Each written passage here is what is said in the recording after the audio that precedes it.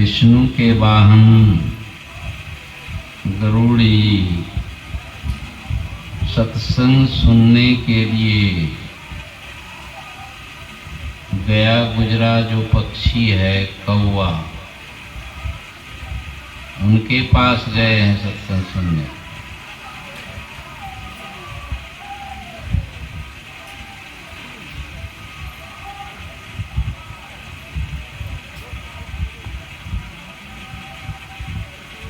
गरुड़ जी क्यों चले गए सत्संग सुनने के लिए? और कोई सत्संग सुनाने वाला नहीं था। विष्णु के जो वाहन हैं, भगवान के निकट रहने वाले, सत्संग सुनने की जरूरत उनको क्यों पड़ी?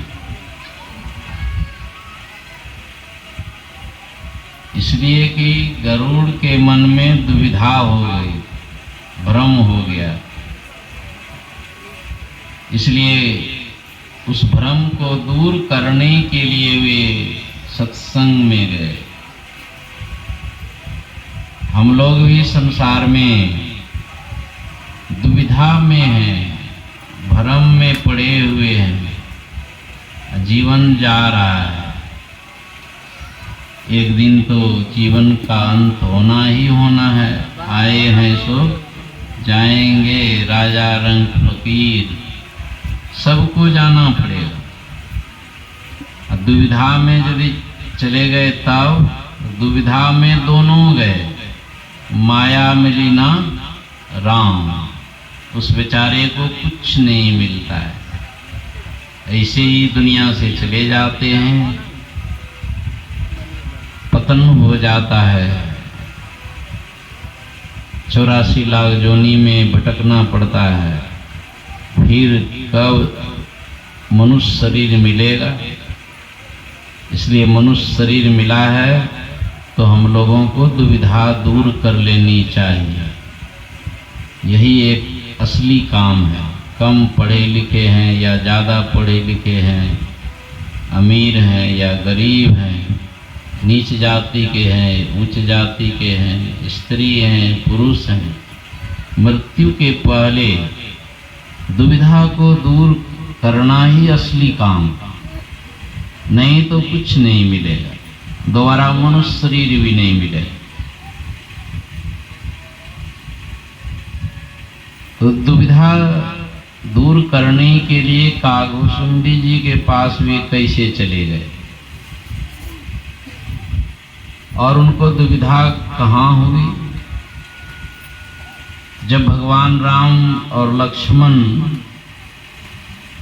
मेघनाद के नाग फांस के बंधन में बंध गए, यही प्रसंग है।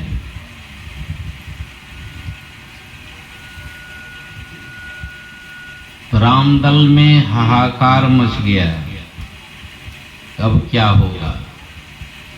हमारे प्रभु ही बंधन में फंसे, आगे अब सीता की खोज क्या करेंगे, युद्ध क्या होगा?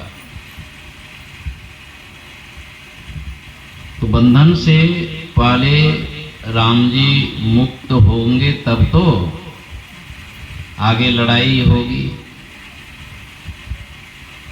यही प्रसंग है। जितने भी बानर, भालू, जामवंत, हनुमान, अंगद, सब के सब उदास और निराश हैं। समस्या दूसरी हो गई।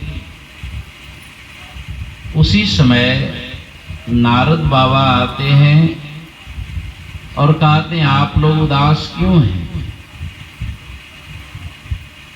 आप लोग नागफांस के बंधन से प्रभु को मुक्त करना चाहते हैं तो आप चले जाइए, जल्दी से गरुड़ जी को बुला लें। गरुड़ जी पधारेंगे, प्रभु नागफांस के बंधन से तत्क्षण मुक्त हो जाएंगे। क्योंकि गरुड़ का आहार तो क्या है? सर्प। गरुड़ जी आएंगे तो ये नाग ठहर नहीं सकते हैं, उनको तो भागना पड़ेगा जान बचा के। हनुमान जी जैसे सुना, हनुमान जी को तो जरा भी विलंब नहीं, प्रभु के कार्य में तुरंत पहुंच जाते हैं गरुड़ जी के पास और गरुड़ जी से कहते हैं, गरुड़ जी ऐसी ऐसी बात है, हमारे प्रभु नाग फांस के बंधन में बंध गए हैं, आप कृपा करके जल्दी से चलिए, हमारे प्रभु को जो है नाग फांस के बंधन से मुक्त कीजिए। गरुड़ जी सुना, मने मन विचारने लगे, कहते हैं कि राम जी भगवान हैं। कौन भगवान है? भगवान को तो किसी की सहायता की जरूरत नहीं होती है, भगवान तो सर्वशक्तिमान होते हैं, भगवान तो दूसरे के बंधन को काटने वाले होते हैं, और ये कैसा भगवान है? अपने बंधन में बंध गए हैं, छूट नहीं पा रहे हैं, मेरी सहायता से ये राम जी बंधन से मुक्त होंगे। ये सब बात मन में उठ रही है और मने मन सोच रहे हैं कि भगवान नहीं है, कि राम जी भगवान नहीं है, ये राजकुमार हैं, भगवान। ये सब मन में बात हो ही रही थी। हनुमान जी कदम की जल्दी कीजिए, जल्दी कीजिए, क्या सोचते हैं? बस गरुड़ जी चलते हैं, गरुड़ जी को आने जाने में देरी नहीं, मन की गति के समान गरुड़ की गति।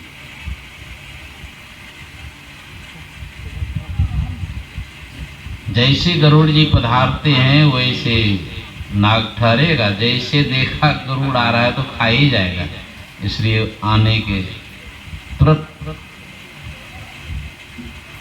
वह नाग अपने जान बचाने के लिए प्रभु को छोड़कर भाग,